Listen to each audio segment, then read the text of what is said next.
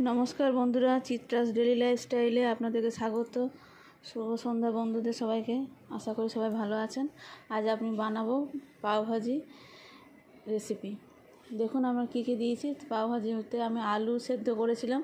আপনাদের যেমন পরিমাণের নিয়ে আসবেন তেমনি পরিমাণে আলু দেবেন। আর এর মধ্যে আমি দিয়েছি টমেটো কুচি, ক্যাপসিকাম কুচি, ধনেপাতা কুচি, গাজর গ্রেট করে দিয়েছি, কাগজি লেবু, কাঁচা লঙ্কা, আদা। আর গুঁড়ো মশলার মধ্যে জিরে গুঁড়ো, ধনে গুঁড়ো, হলুদ গুঁড়ো, আর পাওভাজি মশলা, আমচুর পাউডার, কাশ্মীরি লঙ্কা গুঁড়ো, আর বাটার তো লাগবেই।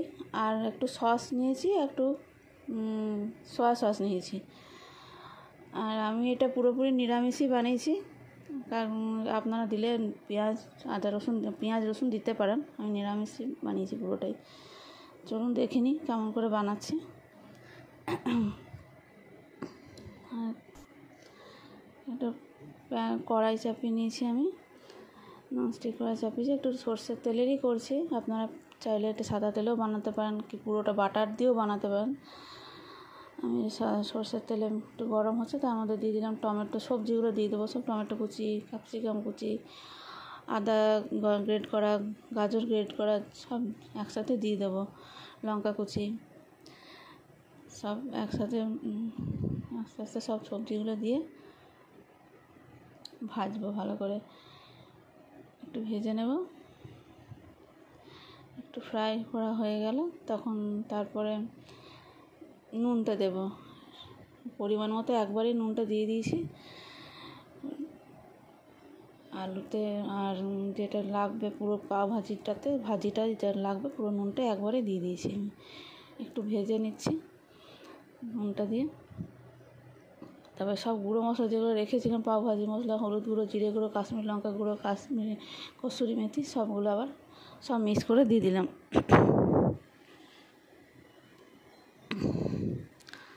একটু জল দিচ্ছি। জল দিয়ে একটু ভালো করে মশলাগুলো একটু ভেজে নেব। তারপর একটু ভালো করে ভাজা হয়ে গেলে একটু জল দিয়ে একটু সেদ্ধ করতে দিয়ে দেবো। টমেটোগুলো পুরো গলে যাবে, ক্যাপসিকামটা গলে যাবে, তার জন্য ঢাকা দিয়ে একটু ঢাকা চাপা দিয়ে দেবো। ঢাকাটা খুলে দেখে নিচ্ছি যে সেদ্ধ হয়ে গেছে। সব ভালো করে স্ম্যাশ করে নিতে হবে সবজিগুলো।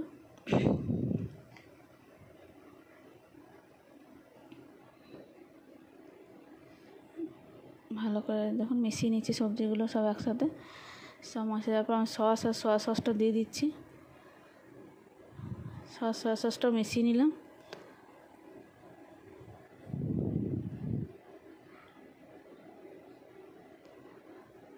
এরপর আমি আলু দিয়ে আমি বানিয়েছি। আপনারা চাইলে ফুলকপি, বাঁধাকপি এগুলোও কুচি করে দেওয়া যায়।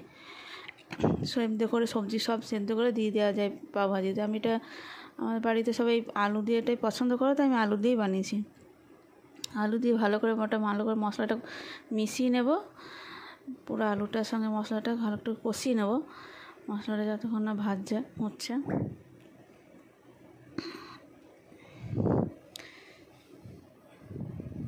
একটু জল দিয়ে দিলাম। একটু পাতলাই হয় পাওভাজি মশলা, খুব গাঢ় হয় না, আর খুব ঝোলও না, খুব গাঢ় না। একটু লেবু দেবো। দেখুন একটু লেবুর রসটা কেটে রেখেছি, দুটো আলু এই লেবুর রস দিয়ে দিলাম, দুটো কুচি লেবুর।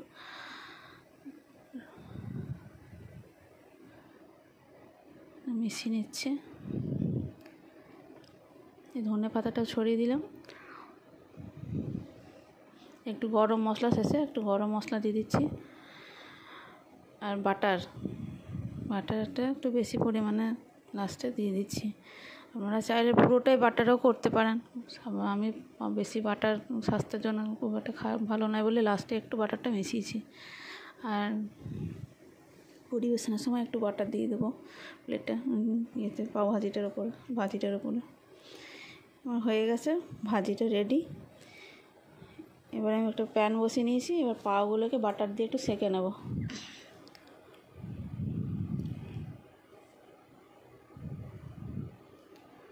বাটারটা গলে যায়, পাওগুলো উলট পালট করে ভালো করে সেঁকে নেব।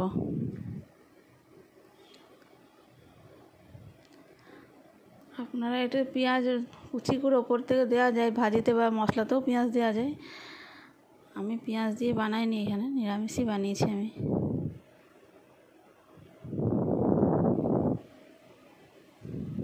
ভালো করে সেঁকে নিচ্ছি, উলট পালট করে সেঁকে এবার নামিয়ে দেবো। একটা গ্যাস অফ করে দিলাম, এবার আমি পরিবেশন করছি। দেখুন একটা প্লেটে ভাজিটা, আর উপরে একটু বাটার দিয়ে দিয়েছি। দেখুন আমার রেসিপিটা কেমন লাগলো জানাবেন। আপনাদের সবাইকে ধন্যবাদ আমার এই রেসিপি দেখার জন্য। আমার সাথে থাকুন, আমাকে এগিয়ে যাওয়ার জন্য সাহায্য করুন।